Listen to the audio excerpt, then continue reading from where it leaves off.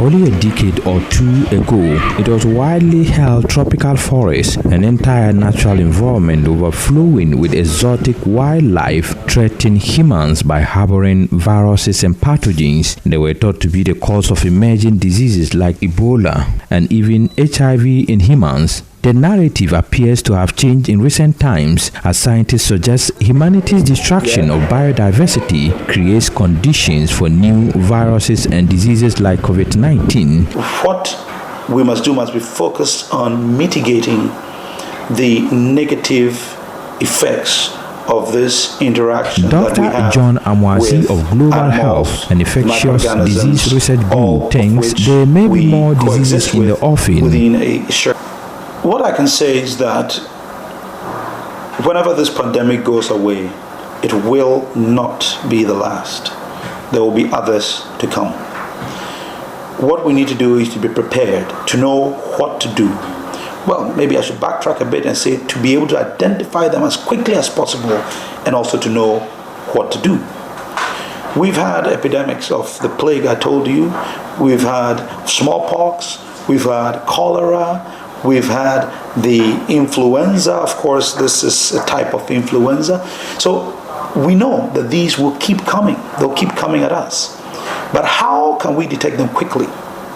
It is by having strong routine surveillance systems. When we talk of routine surveillance systems, it sounds very technical, but it's just about opening your eyes. Or if I put it in a more simple parlance, just to shine our eyes. When you're able to see better, you can act better. By seeing better, it means being able to quickly identify diseases caused by pathogens which we have not known before. Indiscriminate felling of trees, killing of animals for food, and disruption of the ecosystem are major factors. Human beings will be at the center of it all because human beings typically have controlled or influenced the ecosystem in ways that are pretty amazing, especially over the past 1 century. The degree of human development, knowledge, and interaction has increased exponentially over the past century. Right?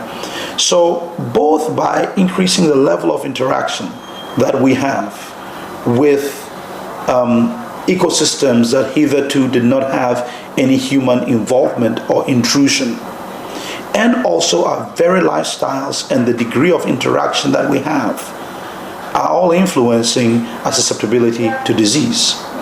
Now we are going into pristine rainforests, cutting down trees, taking away animals, caging them, eating them, interacting with them. We are even going as far as reclaiming the sea to build mega cities, like what is happening or what happened in Dubai, in Saudi Arabia, in the Emirates, and also it's happening much closer to home, even in Nigeria and Lagos. They are actually reclaiming the sea and expanding the mega city. But not only these activities, but how proximal we are to each other. We're living in concrete jungles, people packed together in very small spaces.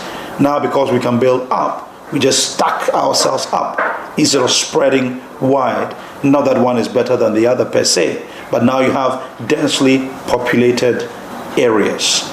They have mega cities. Look at a place like Lagos. Even just look at a place like Accra. Look at how densely populated we are. Beyond that, look at how easily we're able to move across continents within just a couple of hours. Today in Ghana, we have over 5, actually last time I counted about 7 daily international flights from Europe alone. U.S. Center for Disease Control and Prevention estimates 3/4 of new or emerging diseases that infect humans originate from non-human animals. Diseases like rabies and plague crossed from animals to human many years ago, and now coronavirus. Dr. Amwazi says emerging animal-borne infectious diseases are increasing and very significant threat to global health, economy, and security. Often respect species boundaries in the broader sense, like when you talk of mammals, amphibians, other reptiles and others, that you'd have, microorganisms confined to these broad species. But what becomes often very destructive is when there is a broad or wide species jump, like say a virus jumping from amphibians to human beings, or from fish to human beings, or from reptiles to human beings. Once that is able to happen, the impact that it can have is often catastrophic, because it's a very wide gap between the two of them, and the species, or the microorganisms in the species, are only beginning their interaction. Okay.